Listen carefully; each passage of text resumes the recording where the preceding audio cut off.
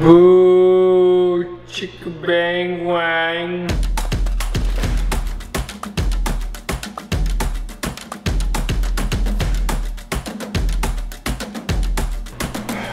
Man, I'm good looking.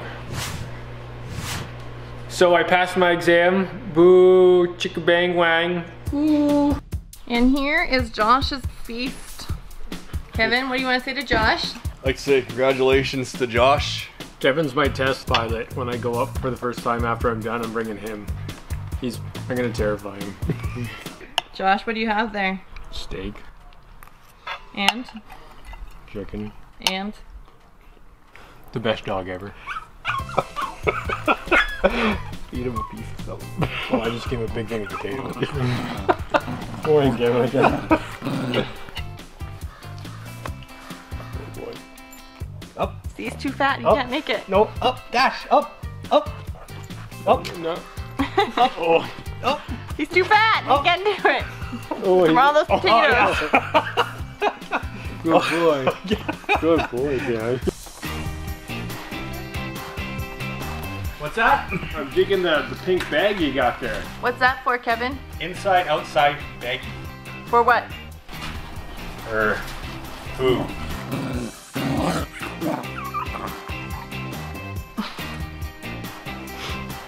This guy. Zoom in on.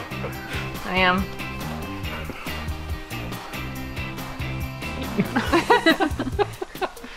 Oh, see? Oh, man.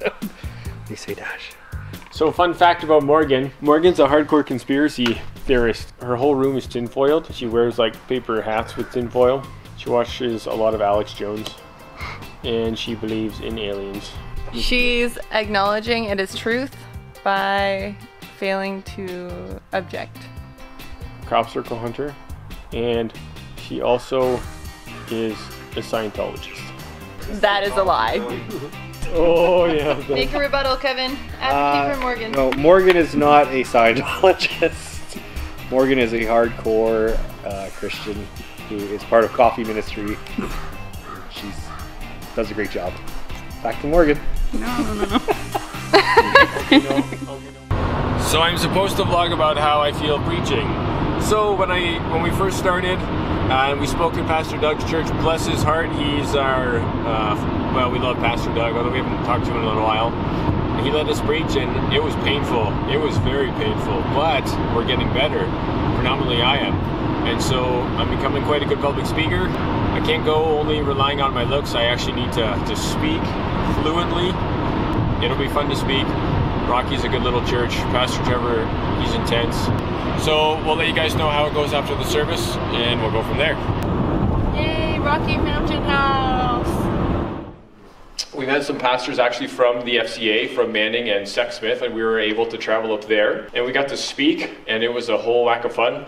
We've never driven that far up north. When I saw the sign that said Northwest Territories 460 kilometers, I just started laughing.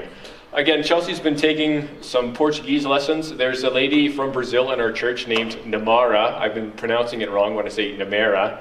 I guess how you pronounce words in Portuguese is very important because some words are very similar to each other, and if you say one thing wrong in your enunciation, you could be saying something completely different. Today, with the world that we live in, that there is more distractions than ever before. I'm addicted to technology, I'll totally admit it.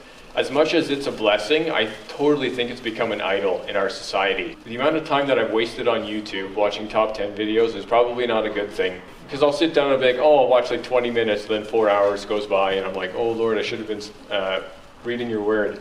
But you know, I always have the thought when I'm done, I always think, what if I had spent the time with the Lord, getting to know him more, becoming familiar with his voice, and hearing what he wants to do with me throughout the day. We can be confident that if God has called us to something, he'll be the one to fulfill it. We just need to be obedient, walk in faith, and watch him unfold his will. The Israelites had no idea how God was going to save them, but he promised that he would, and he did. They just had to walk in faith. God never said that once we were saved, he would save us from all of our troubles, but he said that he would be with us as we go through those troubles, that he'd be the solution for those problems that arise. Looking back on the past year, I've had opportunities to live this out. I heard God clearly say that I was meant to get my aviation license. And this has been a 10-month process for me. It's been super challenging, super rewarding, but it's been teaching me patience. But for the first few flights with my instructor, every time I went up, my flights were so inconsistent that I never got any confidence. It seemed like I was always making the same silly mistakes. And even my landings were, at first they were pretty dicey, but my landings are good now. That's the most important part, right? Oh, it's not hard to get off the ground, it's hard to get back onto the ground. And so... Hello. That's terrible. Anyways, I have my aviation practical exam coming up. Anyways, I have my aviation practical exam coming up right away. I'll be honest, I'm super nervous. I think my skills are good, but I need to pass. Just like my written, I can't even partial because we're coming down to the last 2 months of us being in Canada.